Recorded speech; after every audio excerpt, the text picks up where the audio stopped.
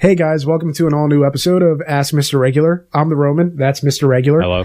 And you can ask questions on our subreddit at r/regular car reviews. There's a dedicated thread there simply for submitting questions to this segment. It'll become a podcast at some point, but we just need to get better equipment at some point. What we're using right now, thank you very much to the fan who mailed me a Eurorack UB802 4-channel mixer.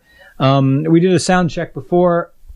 There is a little bit of background hiss, which maybe we'll be able to engineer out once we figure out how to do this stuff better. A podcast can happen at some point in the future. It's just a question of logistics. Is that plugged in all the way? Yeah, it is. All right, cool. First question.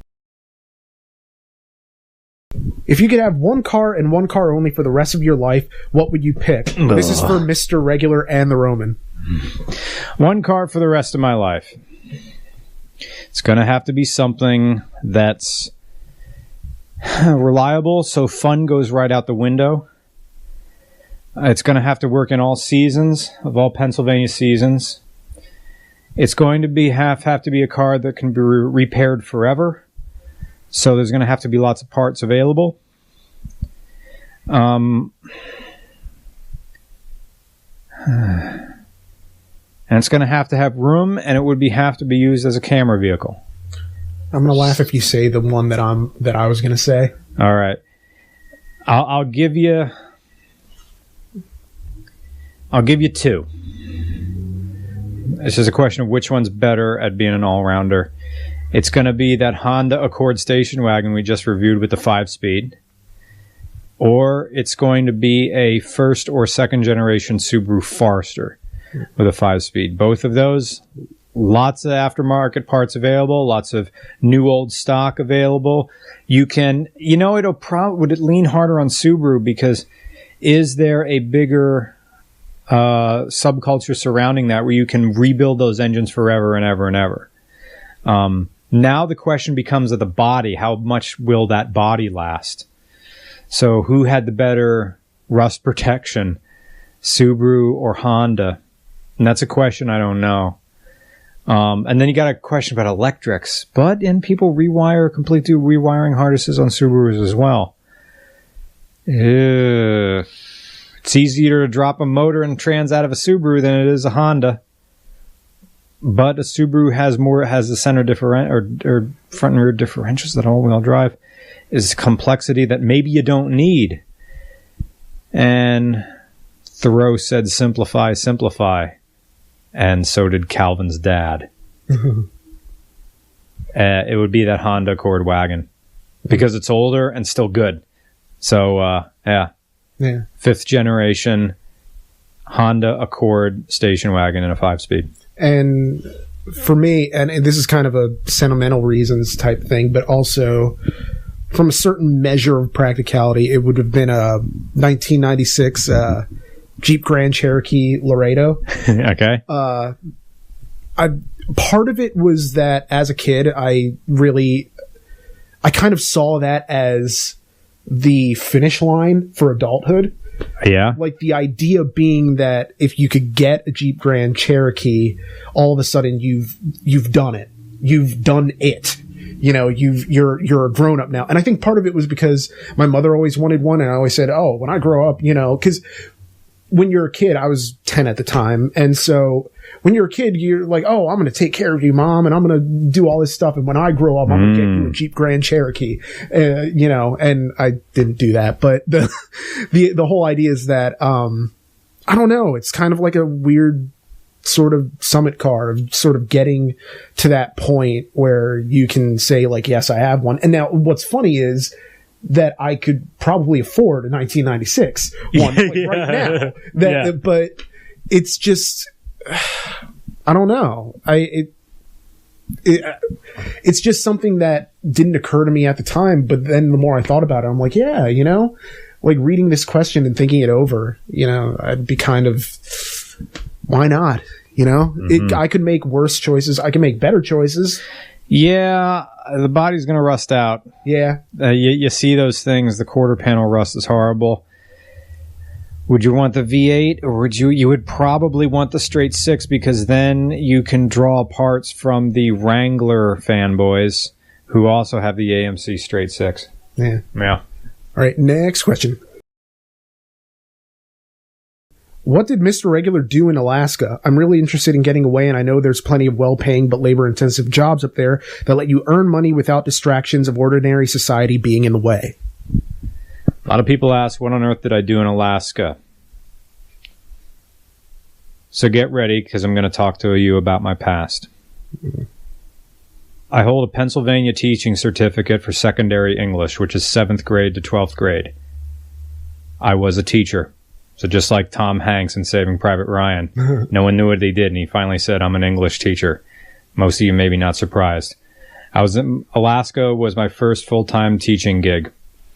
I was there for a short period, and with respect to the school district for whom I worked, I won't talk about where I was or what I was doing, but I wasn't in Alaska. I mean, I wasn't in Anchorage, and I wasn't in Fairbanks, and I wasn't in Alyeska. I was out there. I was in one of the smaller villages that was accessible by bush plane during the winter. I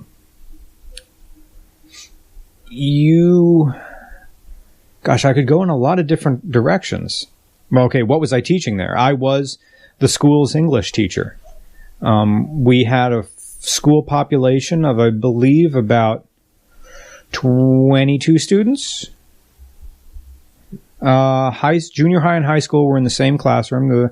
The school itself was 3 classrooms, preschool, elementary school, and junior high. I lived within the school. I had a dorm room, and I taught English composition. I taught some basic mechanics and what I can do. I had my own class on the weekends where we discussed automotive engineering. Students like that. I also taught grammar. And they needed a little people to help with science, so general science I could teach as well. When it comes to courses that are simply gulp and puke courses, where, gulp down the information and puke it up on the test, anybody can teach those. And I was also, since I was the youngest person working there, guess who gets to be the gym teacher? So I was the gym teacher as well. And that was tough when you have multiple age groups in gym class, because now you're talking about 40-pound difference between some of these students, and you want to play kickball, and they're at different maturity levels. That was, even the basketball team, which I believe was about 6 students, who would go and compete with different schools. We had middle schooler kids, because we just had, we had 3 high schoolers and 3 middle school students playing basketball and doing the best they can. Our gym wasn't a regulation-sized basketball court. It was small, so the 3-point line was where the half court is. I'm not very good at basketball, and it's one of my least favorite sports because I can't play it. I try to dribble, and the ball hits my shoe, and off it goes across the gym floor. But I got well enough that I could pass and assist competently. I still would much rather play hockey. And then play hockey than basketball or even baseball. Now, you mentioned you were in a pretty remote place, so what did you do in your off time when you weren't teaching? I went to the gym and ran laps. I walked around town a lot. I would hang out with some of the older students. The relationship between teacher and students was much more permeable, because you all live in this small town that's only 2 miles wide. I hesitate to call it small because it's a big country up there, big state. were the most respectful students I've ever had, and I miss them. And I keep up sometimes with my supervising teacher, ask how his kids are. They're in college already, and I'd like to go up and visit them again sometime. They've since moved from this village to a larger town. I don't know if they went to Los Anchorage or not. Man, I spent we would go to Anchorage a lot for school functions. Spent many a time in a Cessna Caravan, and now I like them. Like, man, that's a good airplane. Spent a good amount of hours at the Diamond Mall in Anchorage. In fact, I bought my very first GoPro there at the Best Buy in the Diamond Center. Yeah, you have some pretty good footage of some of the airplane stuff. Yeah, that I never released. Yeah, you never. Yeah, I mean, I don't even know if you still have it, but it's probably on my laptop somewhere. Yeah, it's very nice stuff. It's just not really usable. Like the audio isn't, Well, yeah. I had the hard case on the GoPro. That was the older Hero 3 that I had up there in I almost said the name of the village in Alaska. I was thankfully in southern Alaska, so I still, during April, I still had a bit of night in which to sleep. I could go in many different directions just talking about Alaska. I still have dreams about it. Are you ever going to go back? Probably. You go there once, you're not staying away. If I go back, I wouldn't go in the summertime because I don't want to deal with those bugs. Holy moly. Nope. I'd go in the wintertime because I'd want to go skiing anyway. I'd go back to Alyeska and hit the slopes again. And powder snow and everything like that. Of course, that highway that goes from, I forget the name of the highway that goes from Anchorage to Alyeska. When we went out there for training and orientation for the school, they said that highway is very dangerous. And I could see why. There's very little shoulder, there's no guardrail, and your car needs to be kind of tip-top and not break down. It's a funky place. Oh, and when we were in Anchorage, I spent a lot of time at Midnight Sun Brewing, that Midnight Sun Brewing or beer company there. So that was my little oasis when I could get away. And I spent a lot of time walking around Anchorage, and I know that town can get kind of wild and rowdy, but wintertime is fine. When I was in Alaska, I did not spend a lot of time thinking about national politics. It was just local politics, because you are far away from the lower 48. I mean, it's 5 hours from here to fly to Seattle, and then another 4 hours from Seattle up to Anchorage. And how often did your village get mail even? Oh, every day. Every day? Every day. All right, because I always read that, the mail planes would only come, or the mail carriers would only come like once a week or something. I mean, there was more stuff going on during the winter time. I mean, maybe any plane that's landing in the villages and the little incorporated towns is carrying some mail. And in fact, I learned that even that's the way sometimes it works on even regional planes around here.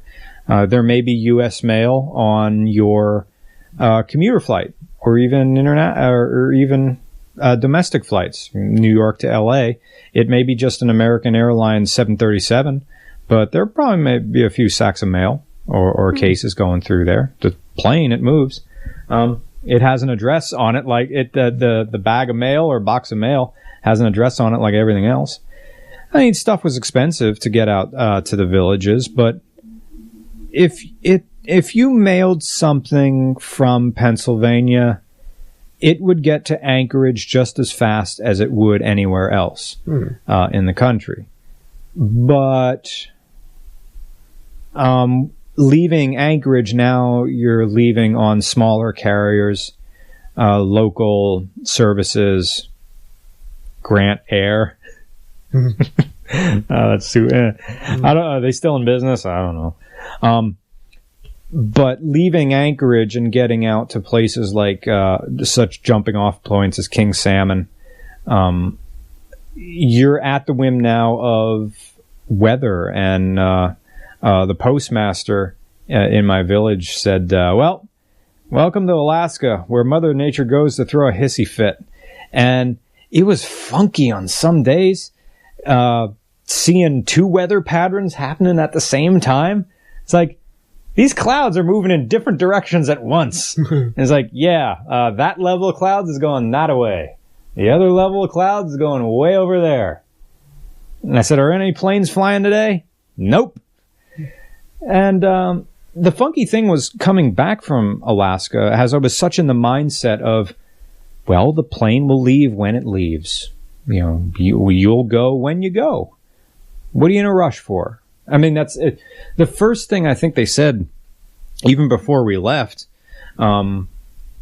was relax. You're here. Enjoy where you are. Life is going to move a lot slower, and enjoy the moment. And it took me, I think, 2 days to leave the villages. In that, I think I got as far as King Salmon, and then a volcano erupted somewhere.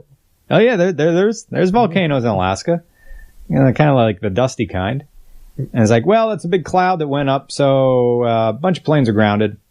So you just hang out here in town for a day, and like, all right. And I was at the district office, so I just said to the assistant superintendent, hey, is there any work for you to do? Or any work for me to do? And he said, yeah, I'll put you to work doing something. So I just did some spreadsheets for half a day. I wasn't on the clock. It was just something to do. What am I going to do? And every place you go, at least this is the way it was within the school district, was every place you go as a guest room, even if it's like a supply closet, put a cot in there. Someone's going to, and you never say stranded. I'm not stuck here. I get to stay another day here. That's how it is. You're not, be nice. Yeah. And why wouldn't you be? We're all living in this. We're all in this together. I mean, maybe it's more of a sort of Garrison Keillor, Lake Wobegon way, but we're all in this against Mother Nature. We're not against Mother Nature, but we are connected to the world in a way people from the lower 48 aren't. Maybe people from Montana or North Dakota. And when I got off the airliner in Chicago O'Hare, because that was a long flight. I'm glad I got good and drunk before that flight in Anchorage Airport, because all the bars are amazing everywhere. It's like there's no watered down beer. People drink heavy. People know how to put them down in Alaska. Yeah. So, and even in the airport, I was with some other guy, and you make friends with everybody so quick. I just met a guy. Oh, where are you from? Where are you from? Where are you working? What sort of work are you doing? And we found a bar like right by our gate, and we just got down to drinking.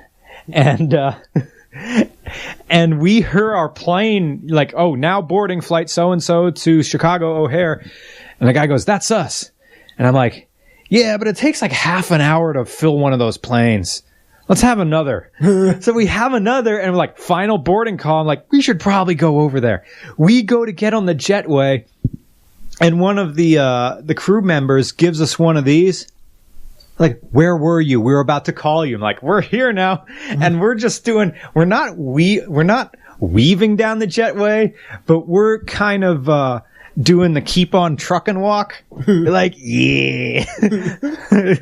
I forget the cartoon where, the feet are way up here, keep on trucking. It's from like the 60s or 70s. And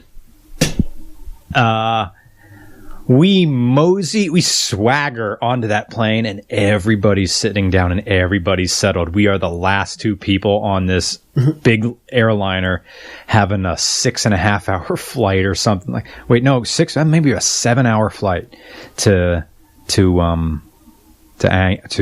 from Anchorage all the way to Chicago.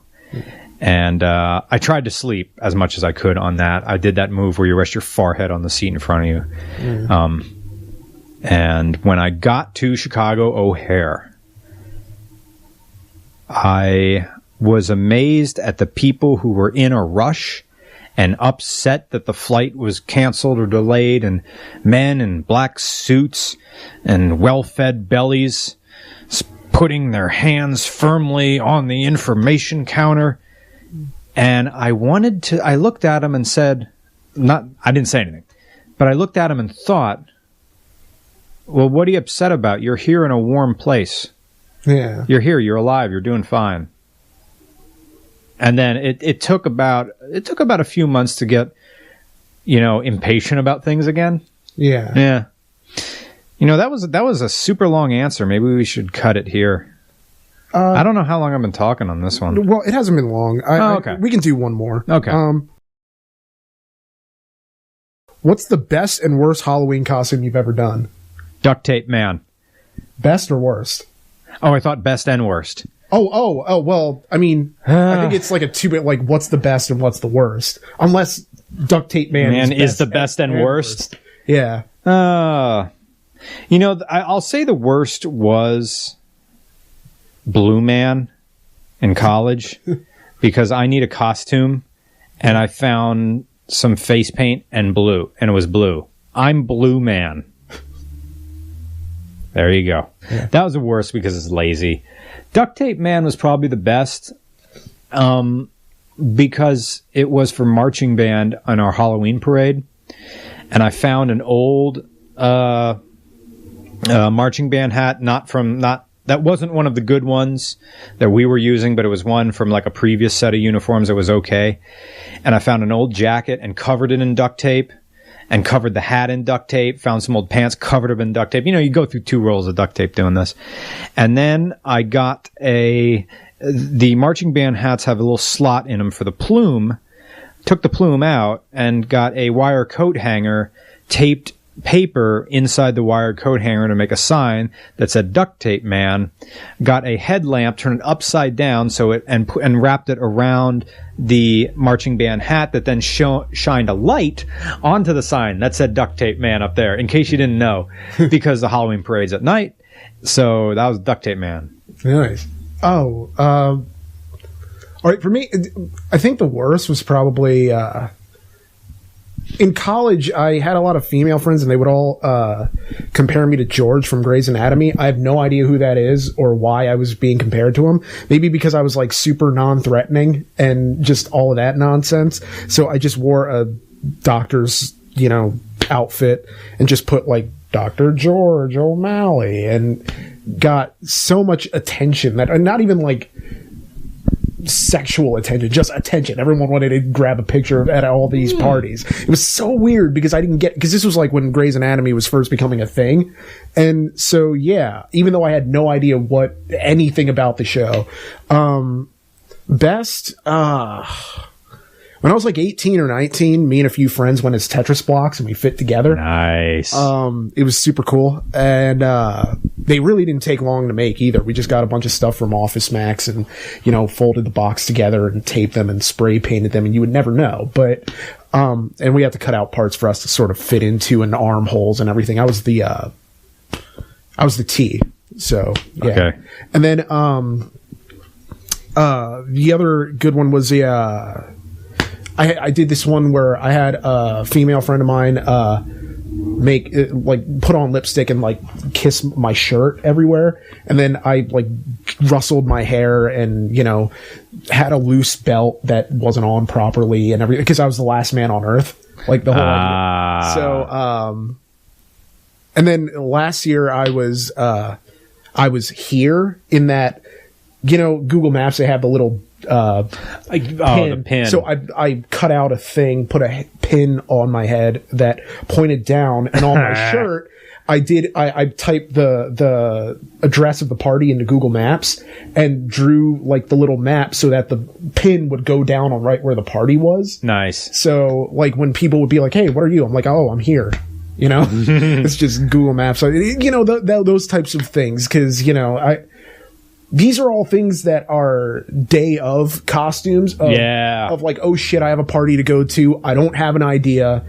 Let me just throw something together, and I was Pinterest once. I just got a cork board and put it around my thing and just had a bunch of, puppies and shit. So yeah, that was just, but Halloween's a big deal. And when you're in college or even now, because it's an excuse to sort of look silly, dress silly, be silly around other people in ways that you don't normally get to be the rest of the year. And then, drink a lot of beer and, just fucking...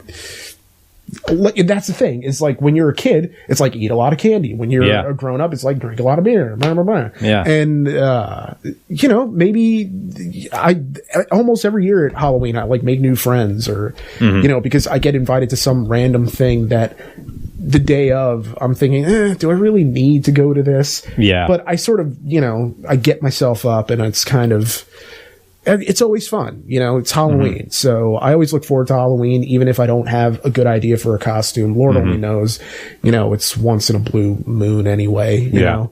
I can't even tell you how many times I reused the whole Last Man on Earth thing just because it was easy. And it was or the Captain Obvious thing of where I just wear like my regular outfit, but with like a little mask. And then, I have felt letters that explain all the things that I'm wearing. So shirt, pants, I was walking around with a sign that said, this place smells like beer or whatever, or some random obvious statement, it's just not very, it's just, it's all about creativity or the lack thereof. People don't really seem to mind as long as you're there and you're trying at some level, I think Halloween is the one holiday a year where effort doesn't reflect badly on you because everyone thinks, Thanksgiving, you're making all this food and all this shit. You're trying too hard. Christmas, you're putting out all these decorations, everything. You're trying too hard. Mardi Gras, St. Patty's Day, you're getting way too drunk. You're trying too hard. Easter, hey, we're getting super dressed up with all our Boscov breeches. Going to Aunt Carla's and then going to breakfast after Easter church and everything. Easter is a springtime Halloween where everybody goes as a well-functioning family. Man. You still get candy in theory. You still get candy.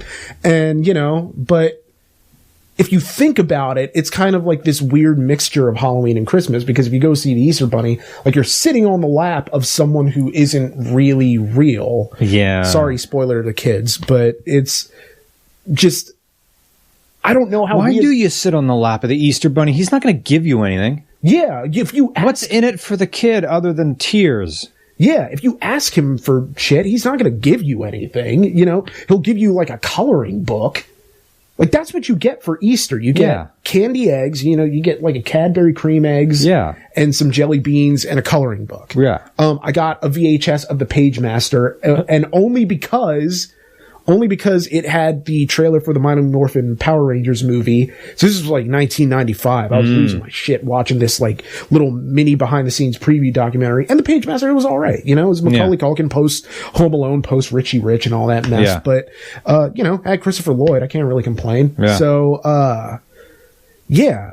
but holidays are just this invitation to sort of judge people for putting in effort. And Halloween is where you can do it up and people sort of are impressed by it rather than repulsed. So I'll always sort of have that affection and affinity for Halloween just because, you can cut loose and not have to be so stuffy and adult like. But so, we're going to cut that off there just because I suppose we're running long. Now, watch me put this in and it was only like 15, 17 minutes or something. But it feels longer, so we're just going to cut it there. And anyway, thanks for watching. And if you have any questions, r/regular car reviews subreddit keeps everything organized because you don't want to send emails to the RCR account because then it gets mixed in with all the actual car review submissions. Totally. So anyway, thanks for watching and we'll catch you next week. Thank you.